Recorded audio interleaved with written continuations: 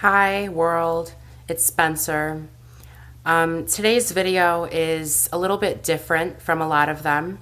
Most of the time I focus on light and positive energy.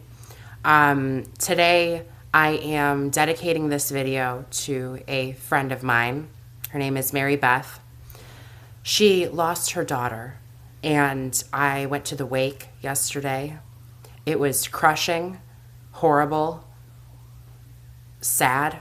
I haven't been to a wake in a long time, and I was devastated. I never met her, and just feeling the energy of her mother was enough. I can't stop thinking about her, and I needed to do something to help. There's nothing now that I can do to help anyone in this specific situation except for give them love and prayer. But I thought that it would be nice to provide the world with the knowledge, even if it's not used, to provide the world with the knowledge and have it be out there, that there are ways that you can use crystals and stones to naturally and metaphysically and energetically resolve your grieving. Death and transitions and great tragedies all happen for a karmic reason. There are lines that we follow through our entire life, and when those lines end, I believe that new ones are born and that you follow a new pathway. So I wanted to talk about just the stones that help in the grieving process simply. I'm not talking about death itself. I'm not talking about the transition. I'm not talking about dealing with personal problems beyond grieving. I'm talking about just grieving after the loss of a person or even an animal or anything that you loved and worshipped.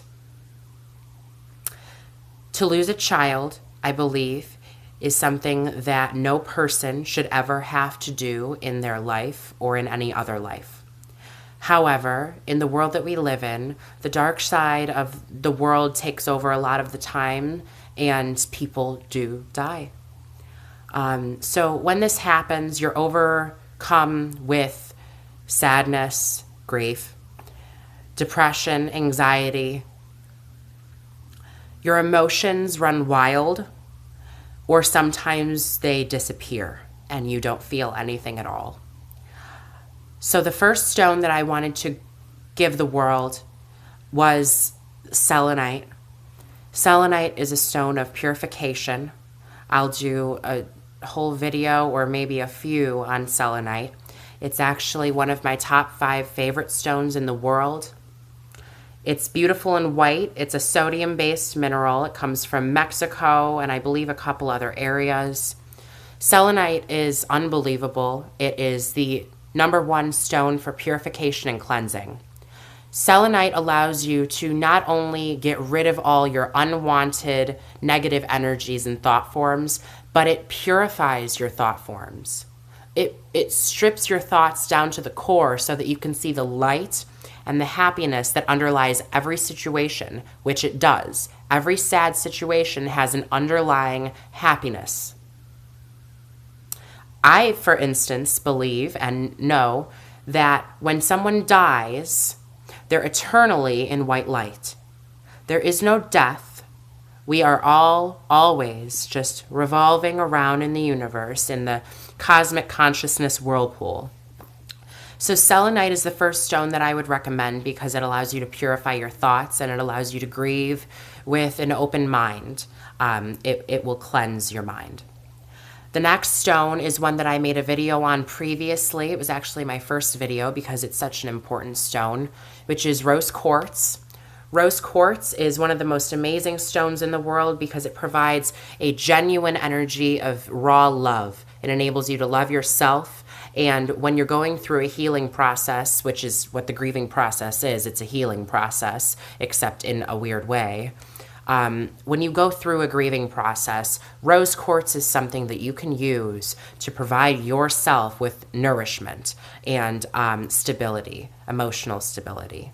because especially if you're alone, if anyone's ever lost a family member, a parent, or a child, you know that when you're alone is when you feel the worst. That's just how it is. When you're with people, you feel just as bad, but when you're alone, you have nothing there to hold you. Rose quartz energetically holds your soul, and it cradles you and cuddles you. So rose quartz after the selenite or with the selenite will allow your light body to come back into its full form. The next stone that I wanted to do is hemimorphite, which I also have done a video on. This is the stone that I call everlasting peace. It is all about the peace chakra, which lies right here in between your heart and throat chakra. This stone will bring peace to your mind, okay? So you will be able to begin to start the stages of philosophically understanding death. Maybe not accepting it, but understanding it. And this is when using this stone, this is when you will start to say to people, she's in a better place. They're in a better place. That's what people are saying. They're speaking through the hemimorphite. Hemimorphite talks about the underlying happiness in all situations, which is what the rose quartz and the selenite allow us to move into. So the hemimorphite will open your peace chakra. It will open your light body up to the heavens and allow you to really begin to mourn in a way that is sensible to the brain, because nothing so far makes sense to someone who uses 10% of their brain, which we all do. We aren't able to comprehend what actually happens with the word death. It doesn't make sense to our actual brain. Even though we may know that people die and that we're going to die eventually and all things die, it's not capable of understanding that. So hemimorphite, rose quartz, and selenite will enable you to have an understanding of the peace that comes with a death. The next stone that I wanted to say simply is aquamarine. This is a small, low-quality piece of tumbled aquamarine. Aquamarine is a really amazing stone. Everyone knows it as a gemstone that's used in jewelry. I don't remember what month, but it's also a birthstone. Aquamarine is a great, beautiful piece of jewelry that I wear a lot of the times, and I find that aquamarine balances your emotions, genuinely just balances. So aquamarine you can use when you're feeling not the worst, but you're feeling still pretty low. Aquamarine will give you that little extra oomph to get you through the day. The other stones that I've already said are the ones that are for deep wounded healing. The last two that I'm going to say are danbarite is one of them.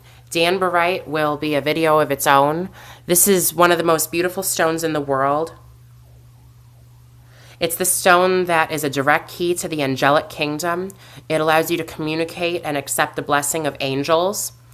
Angels are given to us by the God source or the goddess source, and they have no free will. Their will is to be messengers of light and to serve.